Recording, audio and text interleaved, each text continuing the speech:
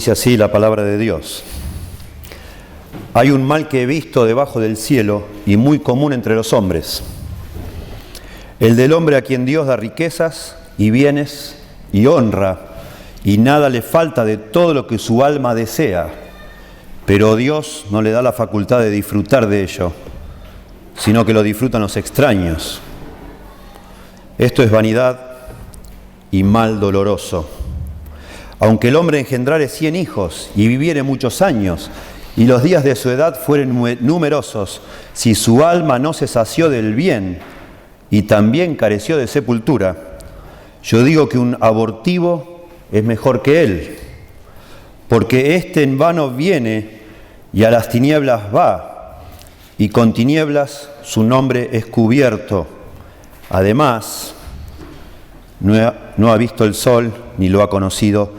Más reposo tiene este que aquel, porque si aquel viviere 1000 años, 2 veces, sin gustar del bien, ¿no van todos al mismo lugar? Todo el trabajo del hombre es para su boca, y con todo eso su deseo no se sacia. Porque ¿qué más tiene el sabio que el necio? ¿Qué más tiene el pobre que supo caminar entre los vivos? Más vale vista de ojos que deseo que pasa. Y también, esto es vanidad y aflicción de espíritu. Respecto de lo que es, ya a mucho que tiene nombre, y se sabe que es hombre, y que no puede contender con aquel que es más poderoso que él. Ciertamente, las muchas palabras multiplican la vanidad. ¿Qué más tiene el hombre? Porque ¿quién sabe cuál es el bien del hombre en la vida, todos los días de su vida, de su vanidad? Los cuales él pasa como sombra, porque ¿quién enseñará al hombre qué será después de él debajo del sol?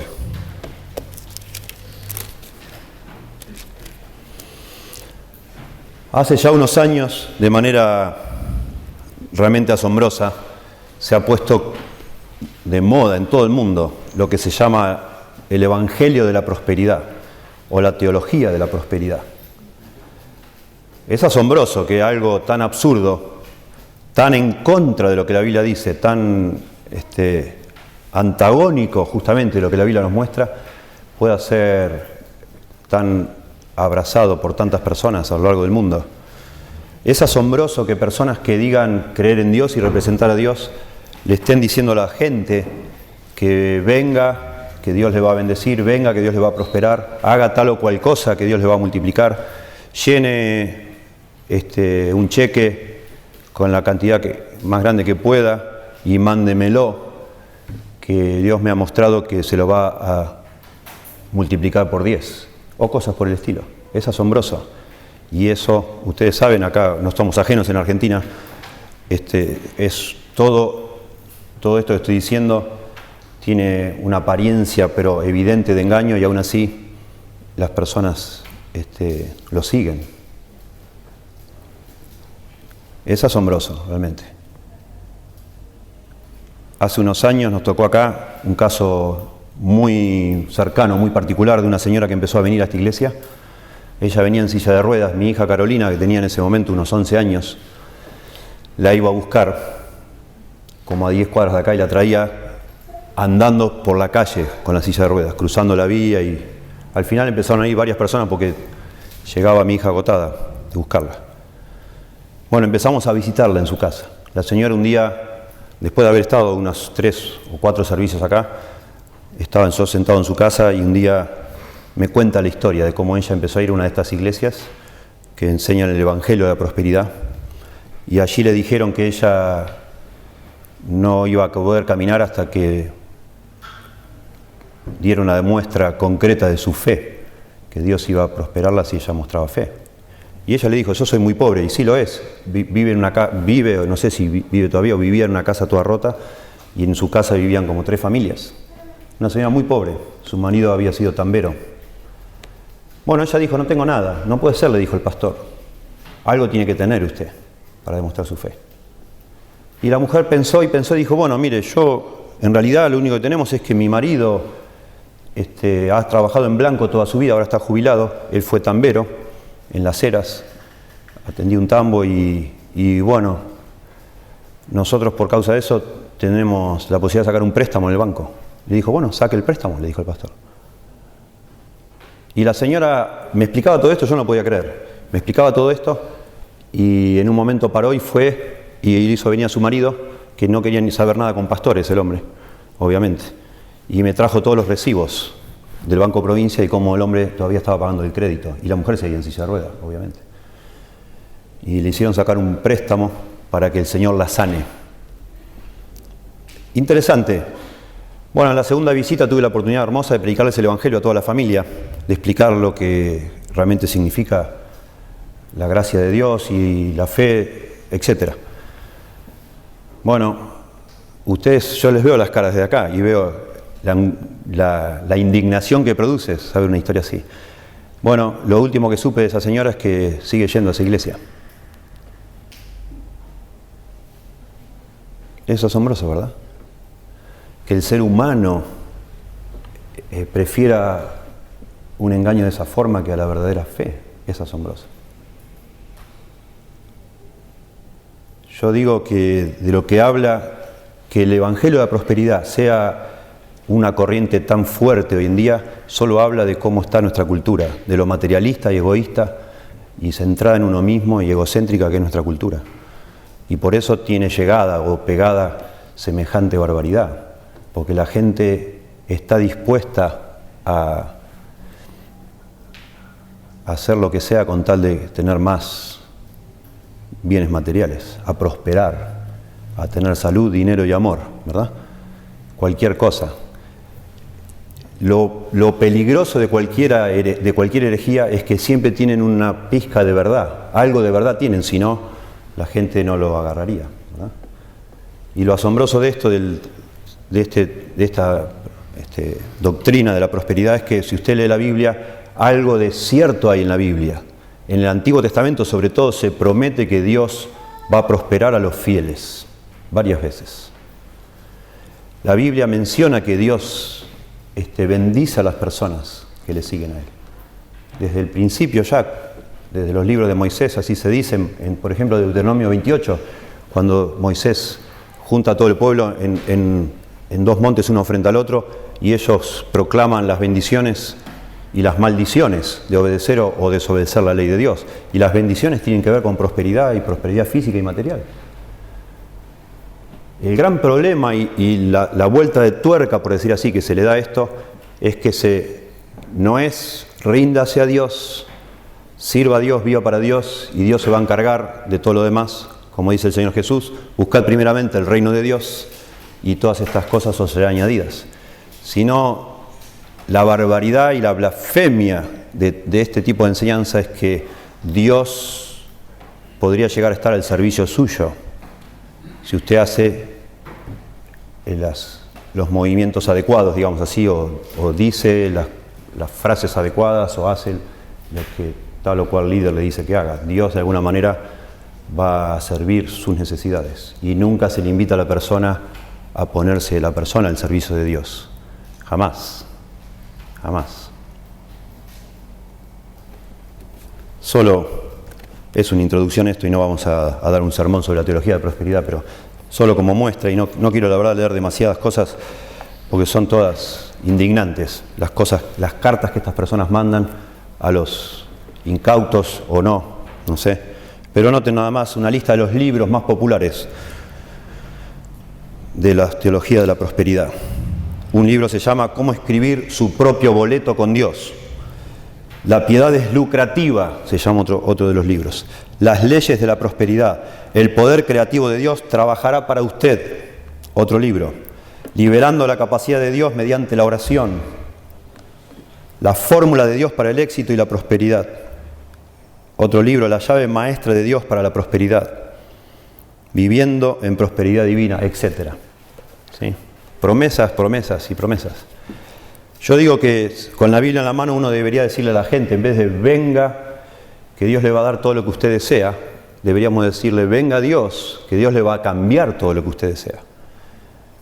Y de alguna manera el libro de Eclesiastés, y en este momento particular, después en el capítulo 5 haber dedicado la mayor parte del capítulo a hablar de las riquezas, habiendo comenzado el capítulo 5 hablando de la verdadera religión, de lo que es el temor de Dios. Inmediatamente después comienza a hablar de las riquezas, que según Jesucristo son las competidoras. La riqueza es la gran competidora en nuestra alma con el amor genuino a Dios, la lealtad a Dios. Nosotros no tenemos problema con otros dioses con minúscula, sino tenemos problema con la riqueza en nuestro corazón. Y Salomón, por lo visto, en aquella época veía algo parecido, porque después que habla otra vez de la religión verdadera, nos habla de la riqueza y nos habla precisamente de eso, de la vanidad de las riquezas, del vacío de las riquezas, del engaño de las riquezas, le llamamos nosotros, que prometen algo que nunca nos dan. Pero ahora en el capítulo 6 es como que Salomón llega al punto máximo de lo que significa vivir para las cosas materiales, para desenmascarar, por decir así, las promesas falsas de las riquezas.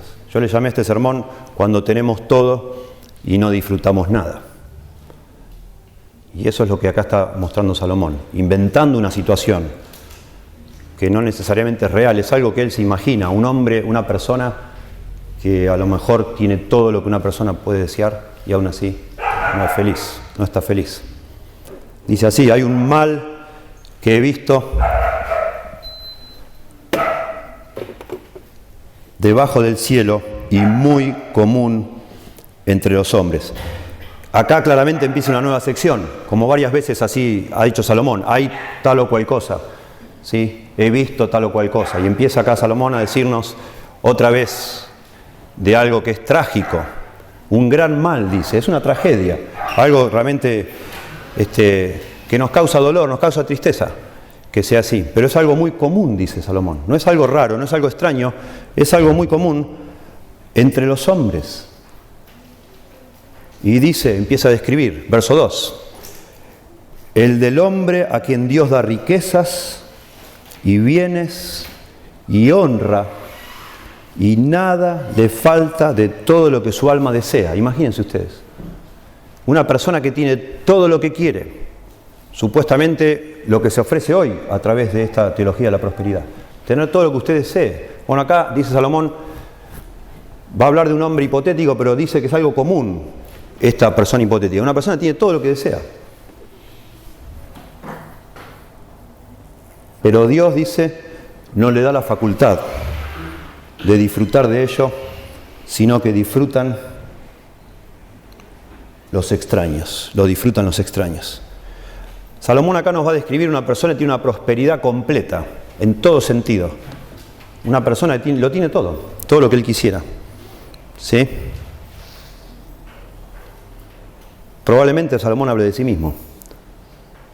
Es notable que él usa, aquí dice que Dios da riquezas, bienes y honra.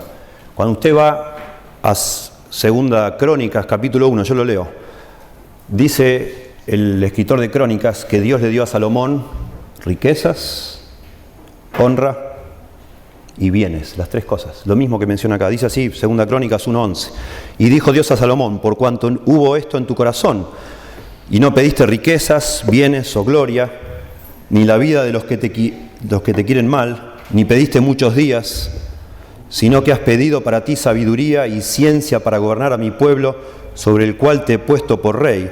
Dice el verso 12, sabiduría y ciencia te son dados, y también te daré riquezas, bienes y gloria, como nunca tuvieron los reyes que han sido antes de ti, ni tendrán los que vengan después de ti.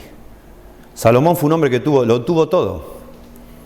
Y por lo que entendemos, especialmente en este libro, el hombre no estaba satisfecho. No llegó a disfrutar todo eso que tenía.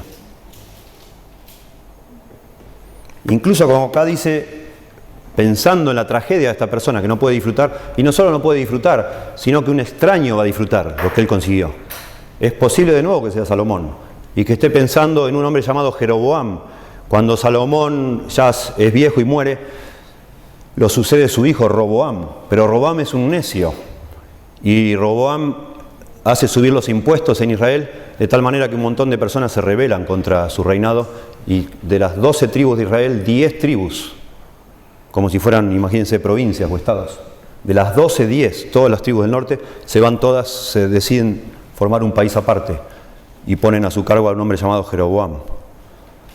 Probablemente Salomón se veía venir eso. Es muy posible. Tenemos indicios por lo que dice el libro acá de Eclesiastés, que él se daba cuenta que su hijo no era un hombre sabio. Él obviamente notaba que el que lo iba a heredar a él no era merecedor de todo lo que él había tenido. Noten en Eclesiastés capítulo 2, verso 21. Dice que el hombre trabaje con sabiduría y con ciencia y con rectitud, y que haya de dar su hacienda a hombre que nunca trabajó en ello. También es esto vanidad y mal muy grande. Y mal grande. O sea, le angustiaba a Salomón pensar que una persona consigue todo lo que consigue y lo va a heredar a alguien que no hizo nada. Y ahora acá está pensando, también un hombre que tiene todo, no lo puede disfrutar, y no solo eso, sino que al final los extraños lo disfrutan. A lo mejor los empleados de esa persona, los herederos, no sabemos, no está definido acá. Pero sí Salomón observa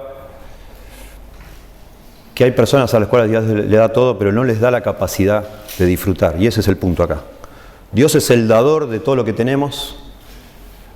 Dios es el dador de los bienes, pero también Dios es el dador del disfrute de esos bienes. Y es evidente acá, noten ustedes en su Biblia, el contraste entre los últimos versículos del capítulo 5 y los primeros del 6. Noten al final del capítulo 5, verso 18. 5:18 dice: he aquí pues el bien que yo he visto. 5:18, el bien que yo he visto. 6:1, hay un mal que he visto debajo del cielo. Antes era el bien, ahora el mal. Noten el verso 19. Asimismo a todo hombre a quien Dios da riquezas y bienes, y le da también facultad para que coma de ellas y tome su parte y goce de su trabajo. En el 5:19 habla de un hombre al que Dios le da todo lo que tiene, pero también le da la capacidad de disfrutar eso. Y ahora en el capítulo 6 dice, verso 2, el hombre a quien Dios le da riquezas y bienes y honra, y nada le falta de todo lo que su alma desea, pero Dios no le da la facultad de disfrutar de ello. Es una tragedia tenerlo todo y no poder disfrutarlo. Y no estar lleno, no estar completo. Y sentir que te falta algo a pesar de todo lo que tenés. Es terrible. Es un caso hipotético, pero no es irreal, porque dice que es algo muy común entre los hombres que pase esto. Y Salomón va a añadir a esta situación que está inventando, pero que refleja el caso muy popular y común entre la humanidad, le va a agregar algunos ingredientes más todavía. No solo este hombre tiene bienes y riqueza y honra, tiene fama, es conocido, es respetado, sino que se le agrega ahora que este hombre tiene 100 hijos, dice. Y no solo eso, sino que tiene un montón de años de vida, tiene una salud de fierro. Esta persona, noten el verso 3. Dice, aunque el hombre engendre 100 hijos y viviere muchos años, y los días de su edad fueron numerosos, si su alma no se sació de bien y también careció de sepultura, yo digo que un abortivo es mejor que él. Acá le agrega, nosotros solemos hablar de dinero, o amor, dinero y salud, ¿no? Como que son los 3 ingredientes que una persona desea. Y acá Salomón, de alguna forma, con la terminología de esa época, más o menos está hablando de lo mismo. Está hablando de dinero, de fama, porque esta persona tiene también honra. Está hablando de salud, un hombre que vive más de 100 años, vive una vida larguísima, y tiene 100 hijos. Tiene una familia enorme, tiene de sobra como para estar satisfecho. Antes ya nos había hablado de la tragedia que es que un hombre trabaje, se rompa el alma y no tenga hijos para que lo hereden. Y todo lo que hace se lo termina quedando un extraño, dice, alguien que no es su familiar. Ahora está hablando al revés, de un hombre que está bendecido por Dios, a tal punto que no solo Dios le ha dado riquezas. Otra vez que en el Antiguo Testamento que una persona reciba riquezas era sinónimo que Dios lo estaba bendiciendo, que la mano de Dios estaba sobre esa persona, que hallaba gracia a los ojos de Dios. Ahora esta persona no solo eso, sino que tiene 100 hijos. Otra vez en el Antiguo Testamento tener hijos, tener muchos hijos, era sinónimo de estar bienaventurado. Bienaventurado dice el que llenó su aljaba de ellos, Salmo 127, comparando a los hijos con flechas. Bienaventurado el hombre que se llenó la familia de hijos, es bárbaro. Dios te bendice a través de tus hijos. Así era en aquella época, ¿viste? Y entonces ahora Salomón está agregando todavía más. Esta persona no solo tiene dinero, sino que tiene un familión, y tiene una salud bárbara, no tiene ni que preocuparse de nada, pero no puede disfrutar eso. En aquella época no era tampoco imposible tener 100 hijos. La Biblia nos habla de que Gedeón tuvo 70 hijos, Jueces 8:30 dice eso. Acab tuvo 70 hijos también, según Segunda Reyes 10:1, y Roboam, el hijo de Salomón, según Segunda Crónicas 11:21, tuvo 28 hijos varones y 60 hijas mujeres. Roboam tuvo 88 hijos, porque tenía muchas mujeres, ¿no? Salomón no sabemos cuántos tuvo, pero puede haber tenido más de 100 hijos Salomón, claramente. Por todas las mujeres que tuvo, seguramente que tuvo más de 100 hijos. Y Salomón, otra vez, en terminología que en aquella época era sinónimo de una tragedia impensable, agrega acá, introduce acá dos ingredientes. El tema que esta persona no solo no disfruta de todo lo que tiene, sino que muere sin sepultura, lo cual es sinónimo de estar maldito. Una persona, sí o sí, sea como sea que muriera, tenía que ser sepultada, según no solo en el Antiguo Testamento, en la Biblia, sino en el cercano Oriente. Así se veía, ¿sí? Era una barbaridad no enterrar a una persona. Era como estar maldito. Y dice Salomón, y agrega, dice, un abortivo, alguien que nunca nació, que murió antes de nacer, es mejor que esa persona, que lo tiene todo y no lo puede disfrutar nada.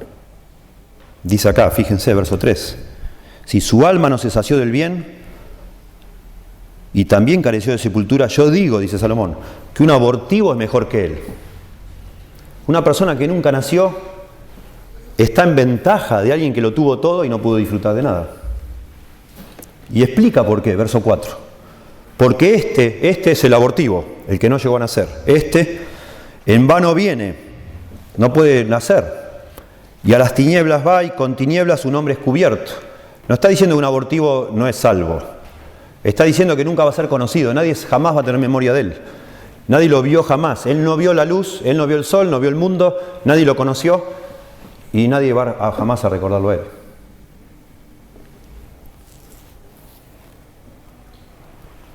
Verso 5, además no ha visto el sol, ni lo ha conocido. Y el punto acá, al final del verso 5, es lo que está tratando de decir Salomón.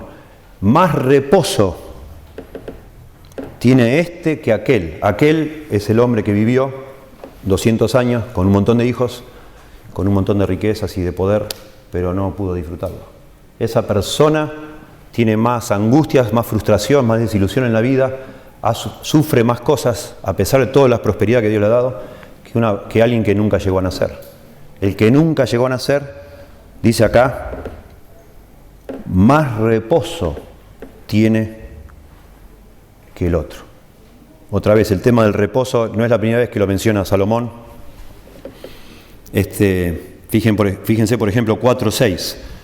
Más vale un puño lleno con descanso, la misma palabra en el original, que ambos puños llenos con trabajo y aflicción de espíritu.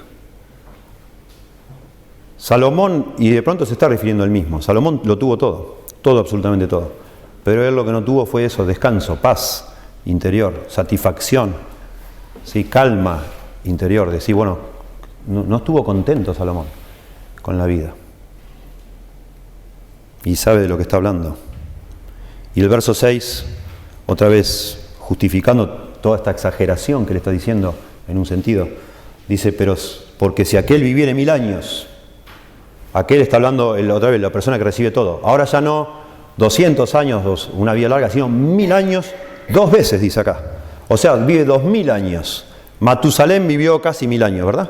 900 y algo de años.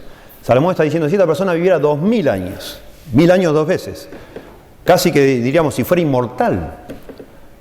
O sea, a esta persona se le agrega, no solo que tiene riquezas, todo lo que su alma desea, tiene honra, tiene un montón de hijos, tiene una salud de hierro, sino también no tiene la preocupación de la muerte, que ya nos había dicho antes en el libro, que el tema de la muerte lo arruina todo, digamos así. El saber que te vas a morir es como un balde de agua fría a cualquier momento lindo de la vida. Como yo les había leído hace un tiempo, el año pasado, una entrevista que le hicieron a Alejandro Dolina, un hombre conocido acá en Argentina, un escritor de libros, una persona que trabaja en la radio. Él dijo que la muerte le arruinó la vida a él. Dice que en cada momento de su vida donde estuvo disfrutando algo, no pudo dejar de pensar en la muerte. Y que los momentos de felicidad en su vida, dijo Dolina, le han durado minutos, segundos. Porque siempre, como que algo le susurra al oído, te vas a morir, te vas a morir, te vas a morir. Impresionante. Pero este hombre ni siquiera eso. Está pensando Salomón. Imagínense una persona que aparte de todo esto, sabe que no se va a morir por 2000 años. Pero no puede disfrutar de lo que tiene. Porque Dios no se lo ha concedido. Ese es el punto, claramente. Dios no le ha concedido que lo disfrute. Esa persona es una desgraciada. Porque dice, verso 6, si aquel viviera 1000 años 2 veces, sin gustar del bien, sin estar satisfecho. Dice, no van todos al mismo lugar. Esa persona con todo lo que tuvo va a ir al mismo lugar que el abortivo. Los dos mueren de la misma manera. Impresionante. Es la descripción que hace Salomón de esta persona que lo tiene todo, pero no puede disfrutar de nada. Y va a seguir con este asunto. Y ya para esta altura del libro, y estamos por llegar a la mitad exacta del libro, para esta altura del libro de Eclesiastés, ya para nosotros es evidente que Salomón ha aprendido mucho de su vida y está tratando de enseñar a las personas para advertirles que no cometan los mismos errores o que no pongan su ilusión o su esperanza en lo que no puede dar satisfacción debajo del sol. Y Salomón a esta altura del libro ya ha dejado bien claro que las cosas que importan en esta vida no son cosas materiales, claramente. Los seres humanos somos seres espirituales y es un absurdo pensar que las cosas materiales pueden satisfacer nuestro ser interior, porque no somos solo material nosotros. Nosotros estamos en una época y personas hace ya décadas lo habían advertido que iba a llegar esto que estamos viviendo ahora. Cuando se empezó a enseñar la evolución de manera universal en todos lados, personas pensantes advirtieron, tarde o temprano vamos a tener una generación que va a pensar que esto es así, que todo es materia, que venimos de la materia y venimos de la nada y a la nada vamos y somos solamente como alguien dijo, 80 kilos de carne bien distribuida. Sí, dijo una persona, un director de cine dijo eso de una actriz. Dijo que él veía a esa actriz como 80 kilos de carne bien distribuida. Una visión materialística del hombre, materialista, digamos, solo materia, al punto que los científicos nos quieren hacer creer que aún nuestros sentimientos, nuestras emociones tienen que ver con sustancias químicas, ¿no? Y el amor que sentimos por alguien son, dicen ellos, las endorfinas que estimulan nuestro cerebro, en fin, y nos hacen sentir esa sensación de placer. Y ya descubrieron de pronto que comer una barra de chocolate produce casi las mismas sensaciones que estar enamorado, las mismas químicamente hablando, ¿no? Etcétera. Esa es la visión que la cultura de hoy tiene del ser humano. Una barbaridad. Pero eso hace que esta angustia existencial se profundice todavía más en las personas. Porque cuanto menos lugar le damos a nuestra vida, al aspecto espiritual, menos satisfechos vamos a estar. Porque no somos hechos así, solamente de 80 kilos de carne, o algunos más, algunos menos. Pero no es solo eso, es obvio, ¿verdad? Verso 7, Salomón acá empieza a hablarnos ya no digamos del verso del 1 al 6, yo le había llamado acá prosperidad completa, en todo sentido, más no se puede pedir. Prosperidad completa, humanamente hablando. Y a partir del verso 7 hasta el 9, le he llamado yo insatisfacción, o satisfacción esquiva, digamos. Esquiva en el sentido que nos elude el sentimiento de que estamos satisfechos, completos, que estamos llenos, elude al ser humano. Y Salomón acaba de dar 3 proverbios, noten ustedes. Primero, versículo 7 dice: todo el trabajo del hombre es para su boca, y con todo eso su deseo no se sacia. Un proverbio. Todo lo que el hombre hace, todo el esfuerzo que hace el hombre, es para satisfacer su hambre. Eso es lo que significa para su boca. Y con todo eso que hace, su deseo, y la palabra en el original para deseo es la palabra alma, nefesh. no se sacia su alma. No se sacia. Con todo lo que el hombre hace para su trabajo, todo el esfuerzo que hace, le saca el hambre, compra ropas más lindas, casas más grandes, hace montones de cosas externas a sí mismo, pero su alma, su deseo más profundo no se sacia, no se satisface. Noten ustedes acá, de forma media rápida para los que no han estado en esta serie, capítulo 1, verso 8.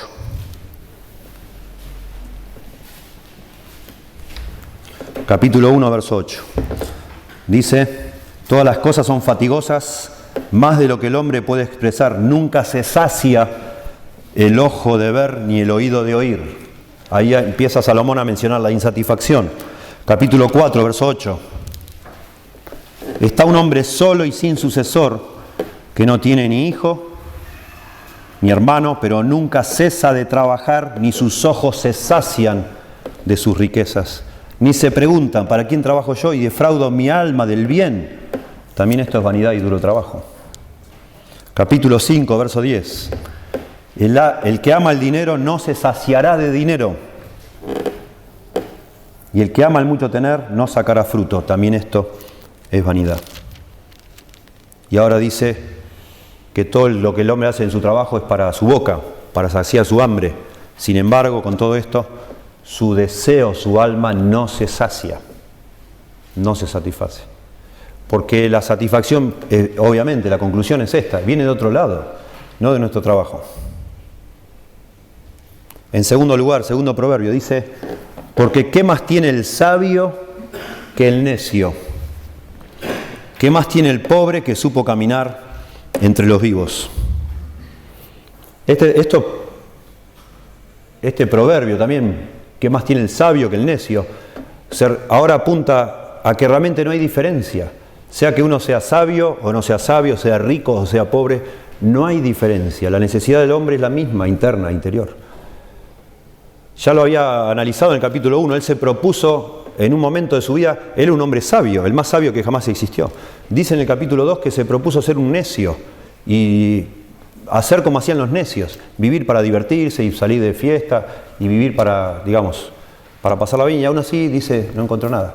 Y nos da a entender, y lo habíamos analizado ya, que cuando probó ser como un necio, se dedicó también a tomar, a beber y a emborracharse y a ver qué pasaba, a ver qué había en eso, y se dio cuenta que no había nada. Y acá de alguna manera reflexiona de igual, ¿qué ventaja hay? Ninguna. No es que el hombre más sabio, por ser más sabio, le encuentra la vuelta a la vida y se satisface su alma, no. Ni el necio, por, digamos, no pensar en esas cosas y está distraído, tanto que se distrae que también la pasa bárbaro, no, tampoco.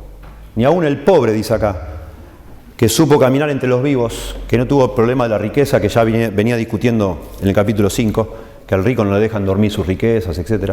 Dice, ni aún el pobre, porque acá está hablando, ya terminando esta sección, está hablando de la satisfacción del alma, que no se consigue por lo que uno hace, sino que es algo que Dios le da a alguien o no se lo da a alguien. Dios es el que nos puede dar la capacidad de satisfacernos, de estar satisfechos, de estar contentos. Él es el único que puede hacerlo. Y eso es lo que está discutiendo acá. Ya nos dio la pista al principio del verso 2. Dios le da todo, pero no le da la capacidad de disfrutar. Y en tercer lugar, dice el verso 9, más vale vista de ojos que deseo que pasa. Y también esto dice es vanidad y aflicción de espíritu. Eso es como el nuestro dicho, más vale pájaro en mano que 100 volando, lo mismo. Lo mismo. Salomón acá probablemente lo que está diciendo mientras considera dónde no se encuentra la satisfacción. ¿Sí? No está en el trabajo me puede satisfacer las necesidades materiales, pero mi alma no se sacia. No está en la sabiduría o en la necedad, o ser pobre o ser rico, no está en eso. Tampoco está en las ilusiones que uno tenga en la vida, de los sueños y las cosas que uno se imagine. Porque acá habla de justamente las cosas que uno desea, las que tiene frente a los ojos y las que uno desea. Hay gente que vive para una ilusión, realmente. Pensando, bueno, ahora no soy feliz, pero el día que tenga tal cosa sí voy a ser feliz. Y eso le da de alguna manera motivación para seguir adelante a pesar de que no está satisfecho. Pero ilusiona que algún día va a estar satisfecho cuando tenga tal o cual cosa. El día que me reciba, el día que tenga un título, el día que me case, piensan algunos. El día que tenga un marido que me quiera, me escuche, a ese día voy a estar satisfecha. No se crean, cuidado. Así somos las personas. Si no, sería deprimente vivir en este mundo, ¿no? Porque todos de alguna manera ya nos hemos dado cuenta, cuando ya dejamos la niñez, yo creo, cuando empezamos en la transición de ser niños a ser adultos, que algo falta, digamos. Algo falta en la vida.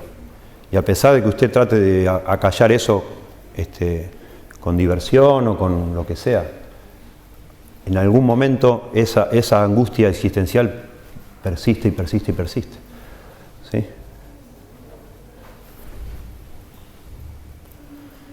Y bueno, y Salomón va a terminar el capítulo 6. La verdad, cuando termina el versículo 9, ahí termina la mitad exacta del libro. Y ustedes se van a sorprender, pero los hebreos marcaban esas cosas. Estuve consultando mi Biblia en hebreo y ahí está la marquita. Ahí termina exactamente la primera mitad del libro. Y claramente, en el original en hebreo, claramente el escritor pone una marca para señalar que va a empezar otra sección. Y es notable, aparte de que justo es la mitad justa del libro, que por última vez en el libro Salomón menciona también esto es vanidad y aflicción de espíritu. Es la última vez que lo menciona, hasta el final. Es como que termina Salomón, acá en el verso 9, de describir todas estas cosas que son sin sentido en la vida, que son frustrantes. Yo acá otra vez marqué como para hacer como un repaso, pero noten, capítulo 1, verso 14. Todo ello es vanidad y aflicción de espíritu, 1.14. 1.17. Aún esto al final era aflicción de espíritu. Capítulo 2, verso 11. Todo era vanidad y aflicción de espíritu y sin provecho debajo del sol. Capítulo 2, verso 17. Todo es vanidad y aflicción de espíritu. Capítulo 2, verso 26. También esto es vanidad y aflicción de espíritu. Capítulo 4, verso 4. También esto es vanidad y aflicción de espíritu. Capítulo 4, verso 6. Al final dice, y aflicción de espíritu. Capítulo 4, verso 16. Y esto es también vanidad y aflicción de espíritu. Capítulo 5, verso 16, al final dice, ¿y de qué le aprovechó trabajar en vano? La palabra vanidad, vano, es Jebel. Habíamos hablado de eso. La idea es como de querer atrapar pompas de jabón. ¿No? Es algo vacío. Habla de una frustración. Algo que, como yo digo en mi idioma, como que no le encontrás la vuelta.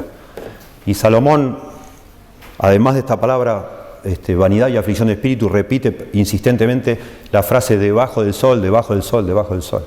Y el gran punto que ha querido hacer Salomón en toda esta primera mitad del libro es que la vida sin Dios, debajo del sol, Dios está arriba del sol. La vida sin Dios, debajo del sol, es vana. Y es aflicción de espíritu. Y la frase de aflicción de espíritu es como correr tras el viento, es querer agarrar el viento. Imposible.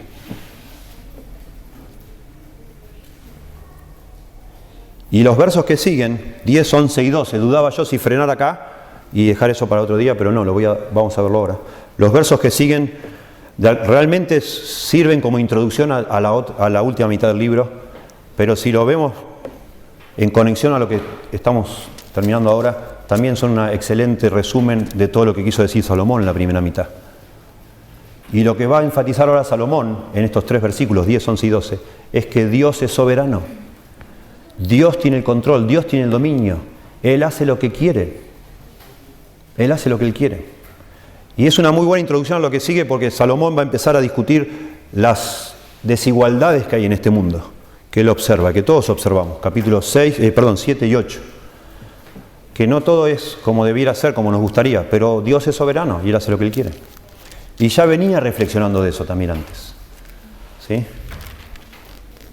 Por eso ahora dice, y pensando en la soberanía de Dios, lo que otra vez la implicación es que la satisfacción verdadera, el secreto de la vida, digamos, encontrarle la vuelta a la vida, se está por encima del sol, por decir así. Y es en Dios. Dios es el que tiene el secreto para la vida. Dios tiene el secreto para la felicidad de una persona, para la satisfacción y realmente la llenura de su alma. Y dice así, capítulo 6, verso 10. Respecto de lo que es. La idea es, ya hace mucho que ha sido nombrado. En el original así dice. El verbo es un tiempo pasivo. No es, acá dice, ya ha mucho que tiene nombre. Está en voz pasiva, le llaman un pasivo de divinidad. Muchas veces la voz pasiva se usa en la Biblia para hablar de algo que Dios hace, no algo que yo hago. Voz activa es algo que yo hago activamente. Voz pasiva es algo que se me es hecho, digamos así. Algo que es hecho por alguien, pero yo no lo hago, solo recibo como algo hecho. Acá está hablando en voz pasiva de que algo ha sido nombrado.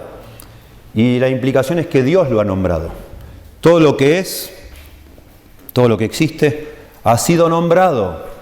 ¿Por quién? Por Dios. No por el hombre. No por el hombre. En el Antiguo Oriente, nombrar algo significaba no solo atribuirle a ese algo el carácter que eso tiene, o reconocer el carácter de algo, sino implicaba tener dominio sobre eso, tener autoridad sobre eso. Por eso es muy sugestivo que cuando empieza la Biblia se nos va diciendo que Dios nombró a la noche, al día, a las estrellas, al mar. Dios pone nombre a todas las cosas y al hacerlo lo que está haciendo es Dios declarando que tiene autoridad sobre esas cosas.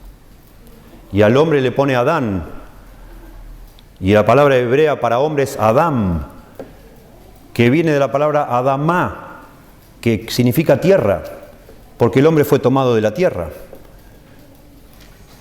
Y otra vez lo que implica es que Dios tiene autoridad sobre el hombre, claramente. Y cuando Dios le manda al hombre ejercer dominio sobre la creación, le dice al hombre que él le ponga nombre a los animales, implicando otra vez que el hombre tiene autoridad sobre los animales, porque él va a señorear el hombre sobre las aves, los peces, los animales, etc. Es como de alguna manera como un gerente el ser humano colocado por Dios en su mundo. En Isaías 40:26, por ejemplo, dice: levantad en alto vuestros ojos, dice Isaías, y mirad quién creó estas cosas. Él saca y cuenta su ejército. Está hablando de las estrellas. Él saca y cuenta su ejército. A todas llama por sus nombres, a las estrellas. Ninguna faltará. Y aclara el profeta Isaías: tal es la grandeza de su fuerza y el poder de su dominio. Dios tiene dominio, según Isaías, sobre todas las estrellas, porque Él a cada una llama por su nombre. Nombrar algo es dominar sobre eso. Y la implicación acá en Eclesiastés, otra vez, es que Dios tiene el dominio sobre todo. Y Él hace con su creación lo que Él se le antoja, porque Él es el soberano. Él es el dueño. Y Él a quien quiere le da riquezas, a quien quiere no le da. Recordemos que venía hablando de ciertas desigualdades también que se veían en el mundo. Y la respuesta al final que Salomón encuentra es en la soberanía de Dios. Las cosas en este mundo son como son porque Dios así lo dispuso. Y la tenemos que aceptar. Y eso es lo que sigue diciendo acá, noten. Respecto de lo que es, ya hace mucho que ha sido nombrado, y se sabe que es hombre, y que no puede contender el hombre con aquel que es más poderoso que él. El hombre, así como se le llamó, que es de la tierra, Adán, así es un ser terrenal, obviamente, un ser débil, que está, obviamente, como criatura hecha por Dios, al servicio de su Creador. Debería estar al servicio de su Creador, subordinado a su Creador. Y no puede, dice acá, contender con aquel que es más poderoso que él. Es en vano que una persona pretenda torcer o cambiar lo que Dios ha establecido. Y ya lo había dicho 2 veces Salomón, había dicho eso, ya en los capítulos que vimos antes. No se puede. Un escritor interesante, reflexionando sobre la última parte del versículo 10, lo resume de esta manera, dice: mientras peleo contra la mano de Dios, no aprendo las lecciones que Él, Dios, trata de colocar delante mío. Y eso es lo que está diciendo Salomón. No tiene caso que el hombre contienda con aquel que es más poderoso que él. Un tema que después el Nuevo Testamento desarrolla todavía más. Dirá la vasija el que lo formó: ¿por qué me hiciste así? ¿Será posible que alguien le diga a Dios, Dios, ¿qué haces? Una locura. ¿Qué estás haciendo? Pero no se rían. Algunos se rió. Decimos los seres humanos. Decimos. Hay un libro muy famoso escrito por un rabino, el rabino Kusher. Pobre hombre, se le murió su hijo. Y después que muerto su hijo, él era un hombre de fe judía. Después que se muere su hijo, él escribe un libro que dice: cuando las cosas malas le suceden a la gente buena. Y el rabino Kusher llega a una conclusión que es una blasfemia. Y él dice que los seres humanos debemos perdonar a Dios y tratar de amarlo con todos sus defectos. Así dice el rabino Kusher. Y lo digo y es muy fuerte, es una blasfemia, claramente. Porque este hombre pobre en su ceguera espiritual y en su dolor, mezclado con su falta de conocimiento del Dios verdadero, interpreta que las cosas tristes y malas que suceden en el mundo son por errores que Dios comete. Salomón, cuando venimos leyendo acá, cuando escribe Salomón, ya lo he dicho 10 veces, cuando escribe Salomón esto, él está bien con Dios. Él está restaurado a la comunión y está tratando de enseñarnos justamente a no pensar en forma errada. Y él nos venía mostrando eso, no que nada tiene sentido, sino que nada tiene sentido sin Dios. Y que el ser humano lo peor que puede hacer es contender con Dios, está diciendo ahora acá. ¡Qué ridículo! Pero nosotros, en nuestra humana debilidad, a pesar de ser una barbaridad lo que dice ese hombre, nos podemos identificar con su dolor y su confusión, porque produce confusión en un ser humano, cuando ve que las cosas no es como debería ser, o como le parece que debería ser, cuando ve las desigualdades en este mundo. Pero la conclusión de una persona de fe es, bueno, Dios tiene dominio, Dios no se le escapó, no es un error. Yo no tengo que perdonar a Dios, de ninguna manera, porque Él no se equivoca, jamás se equivoca Dios. Yo lo que tengo que hacer es aceptar ese dominio que Dios tiene sobre mí y sobre todo lo que sucede, y con esa actitud de fe, con esa sumisión a la voluntad de Dios, puede ser que encuentre contentamiento y satisfacción.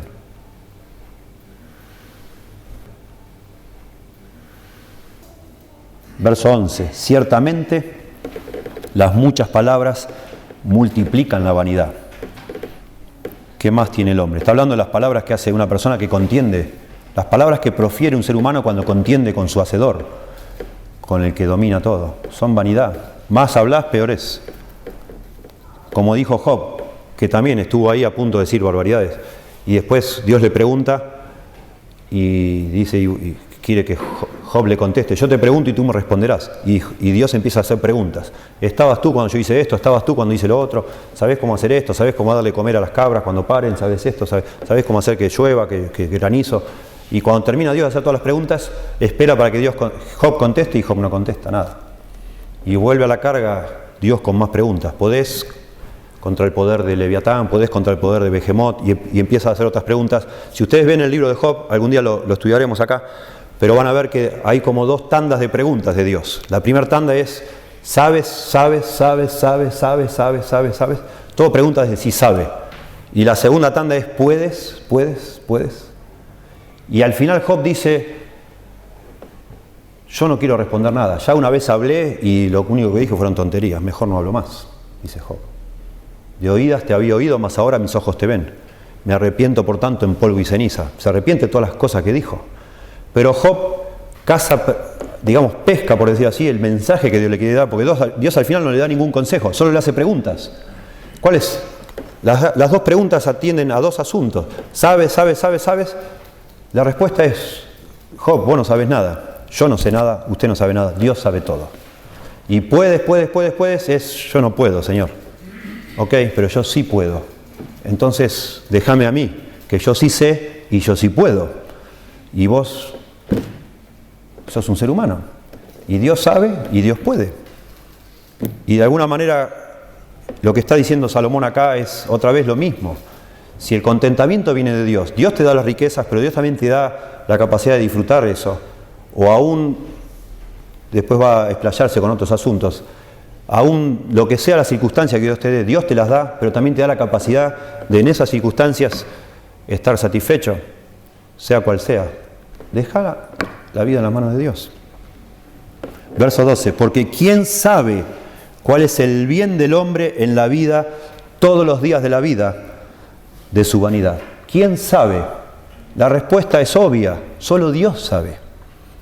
¿Quién sabe cuál es el bien del hombre en la vida? ¿Quién sabe lo que le conviene? Yo no lo sé, ni usted lo sabe. Yo no sé si me conviene ser rico, me conviene ser pobre, me conviene pasar por una desgracia, no pasarla, no lo sé, Dios sí lo sabe.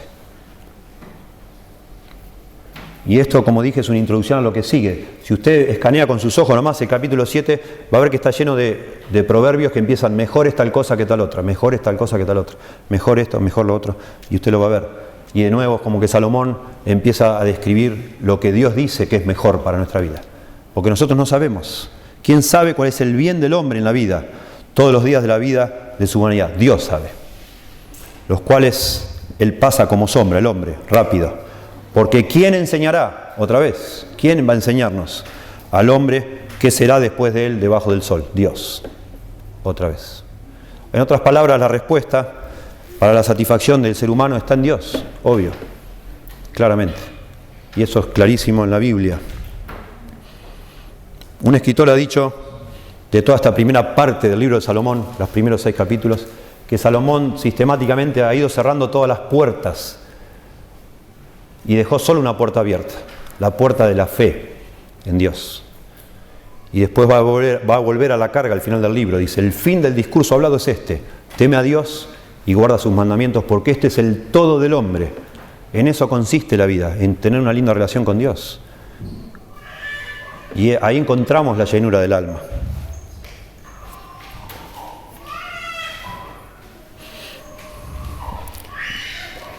Vamos a terminar viendo en Marcos lo que vimos hoy. Marcos capítulo 10, por favor. Verso 29 y 30. Acuérdense, el contexto es el joven rico, que al final él presume de haber obedecido toda la ley, de ser un fenómeno, una persona súper santa. Y el Señor le dice: bueno, vendé todo lo que tenés y seguime. Y el hombre se va triste, porque amaba más a las riquezas, obviamente, que al Señor. No es que para ser salvo tenés que vender nada, no tenés que vender nada. Era el caso particular de esta persona, porque Jesús sabía lo que había en su corazón. Cuando los apóstoles escuchan el desenlace de esa conversación, se asombran. Dice: wow, pero entonces, ¿quién puede ser salvo, no? Y el Señor desarrolla el tema del cabello, del camello que pasa por la una aguja, que es difícil que un rico entre en el reino de los cielos, precisamente porque su corazón probablemente esté aferrado a esas riquezas, como un Dios.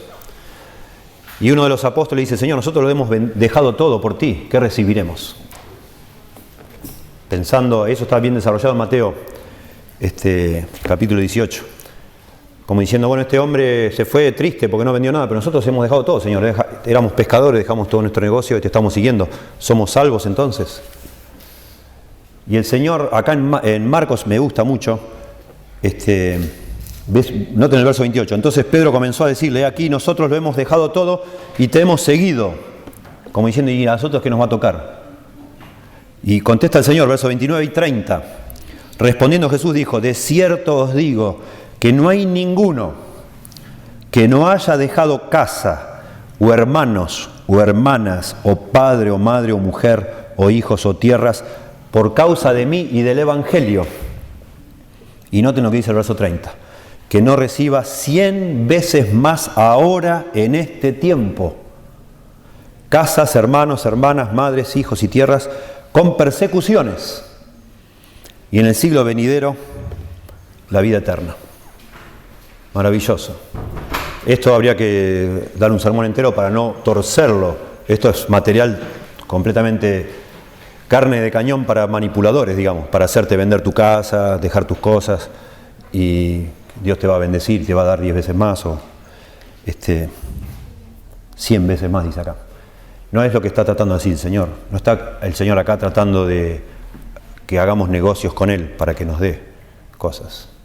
Sino otra vez lo que está hablando es que cuando una persona realmente entiende que la satisfacción no está ni en las relaciones humanas, ni en la salud, ni en la seguridad que te puede dar el dinero, ni en la fama, ni en nada, sino en el Señor, y uno decide, como el la parábola de la perla de gran precio o el tesoro escondido, dejarlo todo para tener a Cristo.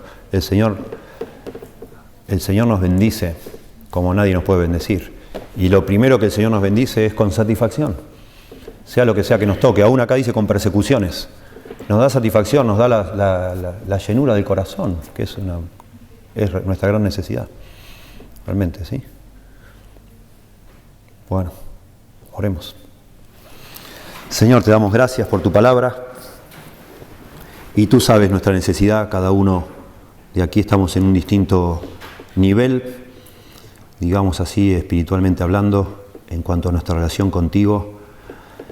Quizás alguno de nosotros todavía está aferrado a la seguridad que da el dinero, las posesiones, la prosperidad o aún la salud, en vez de estar aferrado a ti, Señor. Ruego por tal persona que tú, por favor, Señor, ilumine su alma, su entendimiento para aferrarse a ti como el único y suficiente recurso para encontrar satisfacción, Señor. Y que tú nos ayudes en cada circunstancia de la vida, cada momento, porque todo el tiempo estamos siendo tentados, seducidos para desviar nuestra atención de ti y para ponerla en otro lado. Señor, que nos enseñes a caminar en este mundo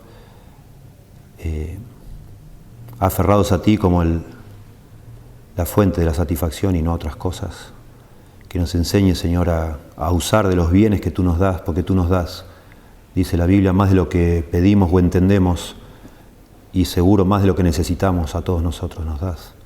Que sepamos usar eso de manera que no se convierta en un tropiezo para el amor y la lealtad a ti, sino para, al contrario, una oportunidad para alcanzar a otros, para extender tu reino, para edificar tu iglesia en este mundo, Señor. Por favor, perdónanos. Cada uno de nosotros, en mayor o menor grado, tenemos un problema con sustitutos.